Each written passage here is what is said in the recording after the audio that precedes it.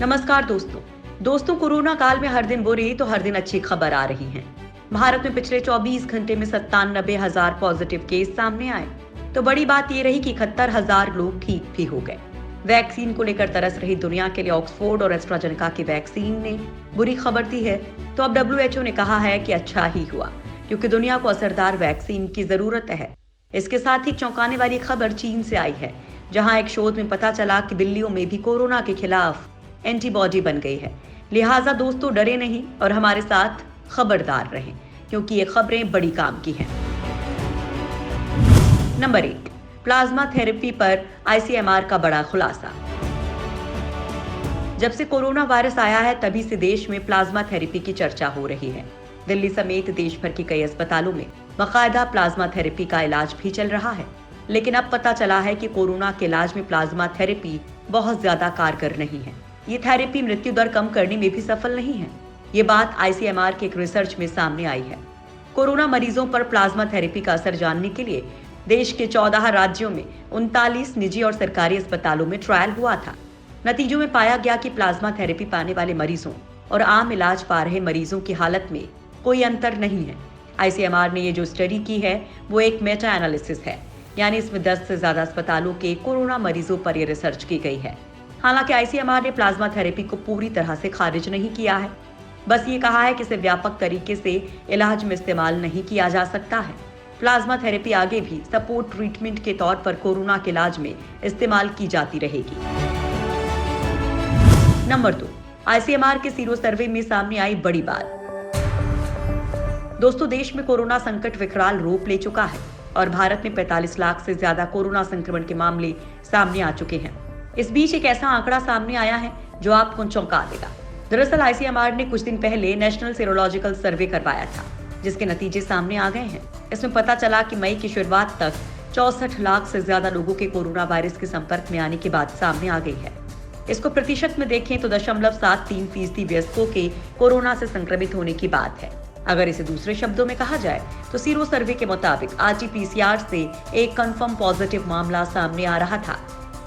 ये सर्वे 11 मई से लेकर 4 जून तक के समय के बीच कराया गया और 28,000 लोगों को इस दौरान कवर किया गया। नंबर 3, एस्ट्राजेनेका के टीके पर मचने लगा है बवाल। दोस्तों अभी कुछ दिन पहले ही एक वॉलंटियर की तबीयत बिगड़ने के बाद ऑक्सफोर्ड और एस्ट्राजेनेका की वैक्सीन का ट्रायल रोक दिया गया था और अब एस्ट्राजेनेका के टीके का परीक्षण आखिरी चरण में रोके जाने के बाद विशेषज्ञों ने इसकी सुरक्षा विश्लेषण शुरू कर दिया है। लेकिन इस बीच वैक्सीन पर ही बवाल मचने शुरू हो गए हैं। ट्रायल रोकने का वैज्ञानिकों ने स्वागत किया है। अमेरिकी सीनेट में स्वास्थ्य संस्थान के निदेशक डॉक्टर फ्रांसिस कॉलिंस ने कहा कि जांच विश्वसनीय ढंग से की जा रही है। वैज्ञानिक परीक्षण में शामिल उस मरीज की पड़ताल करेंगे जिसके सिर में सूजन की बात कही गई है। उसे ट्रांसवर्स मलाइटिस होने का अंदेशा है। साथ ही टीका देने से पहले और देने के बाद लक्षणों में आए अंतर की तुलना के बाद बोर्ड निर्णय देगा कि सूजन संयोगवश है या टीके की प्रतिक्रिया से।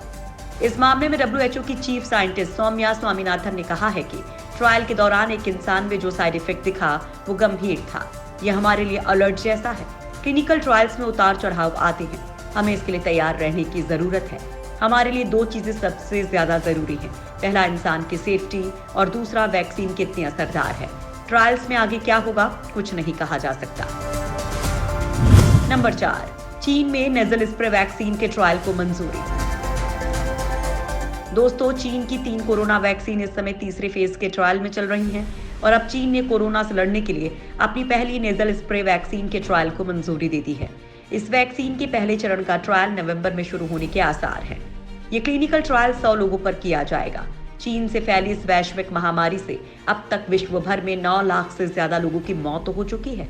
हांगकांग यूनिवर्सिटी और बीजिंग स्थित वान ताई बायोलॉजिकल फार्मेसी के शोधकर्ताओं ने इसे विकसित किया है। शोधकर्ताओं की माने तो नाक से दी जाने वाली इस वैक्सीन से दोहरी सुरक्षा मिलती है। साथ ही उनका ये भी कहना है कि इस वैक्सीन से साइड इफेक्ट के तौर पर दमा और सांस फूलने जैसे मुश्किल हो सकती है। नंबर 5, बिल्लियों के शरीर में भी बन गई एंटीबॉडी। दोस्तों दुनिया को कोरोना देने वाले चीन में कोरोना से जुड़ी एक रिपोर्ट ने चौंका कर रख दिया है। दरअसल चीन के वुहान में हाल ही में किए गए एक अध्ययन में ये बात सामने आई है कि बिल्लियों में भी कोरोना के खिलाफ एंटीबॉडी मिली है।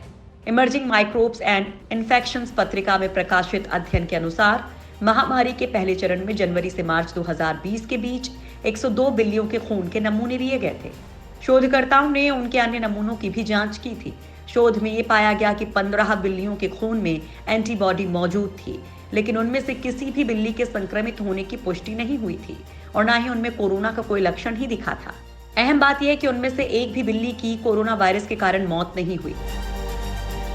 नंबर 6, अक्टूबर तक आ सकती है फाइजर की वैक्सीन। दोस्तों, कोरोना वायरस की वैक्सीन का इंतजार पूरी दुनिया को है, क्योंकि फिलहाल यही एक रास्ता दिख रहा है जो इस खतरनाक वायरस से लोगों को बचा सकता है। रूस ने तो अपनी वैक्सीन आम लोगों के लिए बाजार में उतार भी दी है और अब अमेरिकी फार्मा कंपनी फाइजर की वैक्सीन अक्टूबर के आखिर तक उपलब्ध हो सकती है। मीडिया रिपोर्ट्स के मुताबिक ये जानकारी बायोएनटेक कंपनी के सीईओ और को फाउंडर उगुर साहिन ने एक निजी न्यूज चैनल से इंटरव्यू के दौरान दी है। इन्वेस्टमेंट बैंक गोल्डमैन सैक्स ने भी कुछ ऐसा ही अंदेशा जताया है कि फाइजर की वैक्सीन अक्टूबर तक आ सकती है। इस वैक्सीन की तीसरे यानी कि अंतिम चरण का ट्रायल चल रहा है। अगर ये परीक्षण सफल रहा तो अक्टूबर महीने के अंत तक कंपनी सरकारी मंजूरी के लिए आवेदन कर सकती है। नंबर 7, यूपी में कम हुए कोरोना टेस्ट के रेट। दोस्तों, कोरोना काल में यूपी की जनता को योगी सरकार ने बड़ी राहत दी है। दोस्तों, सरकार ने प्राइवेट लैब्स में कोरोना जांच के लिए ली जाने वाली फीस को कम कर दिया है। यूपी में अब मरीजों की जांच के लिए 1600 देना पड़ेगा, जबकि पहले 2500 रुपए फीस देनी पड़ती थी।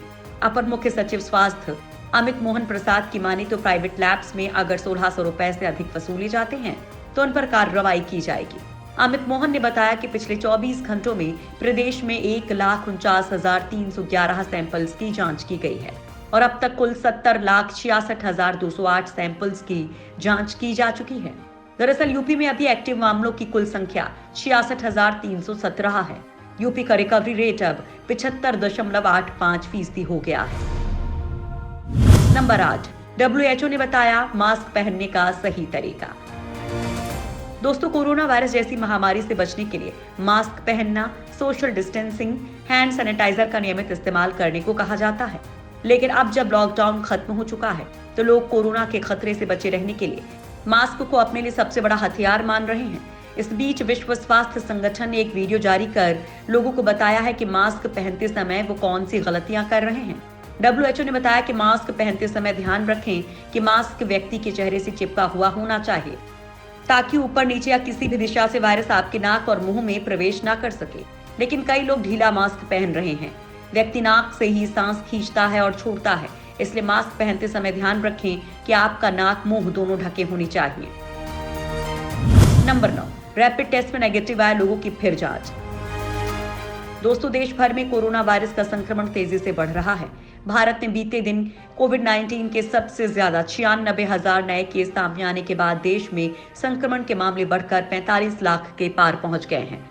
इस बीच केंद्रीय स्वास्थ्य मंत्रालय ने सभी राज्यों और केंद्र शासित प्रदेशों को निर्देश दिया है कि कोरोना के लक्षण वाले जितने भी रोगियों की रैपिड एंटीजन जांच में उनकी संक्रमण मुक्त होने की पुष्टि हुई है, उनकी RT-PCR जांच की जाए, जिससे कि कोरोना वायरस से संक्रमित हर व्यक्ति का पता लगाया जा सके और संक्रमण को फैलने से रोका जा सके। दरअसल ऐसे बिना लक्षण वाले मामले जिनमें जांच के 2 या 3 दिन बाद लक्षण आने लगते हैं, उनकी RT-PCR के जरिए फिर से जांच करवाना जरूरी है। सरकार ने ये निर्देश उस वक्त दिए जब करीब 60% नए केस सिर्फ 4 राज्यों से आ रहे हैं।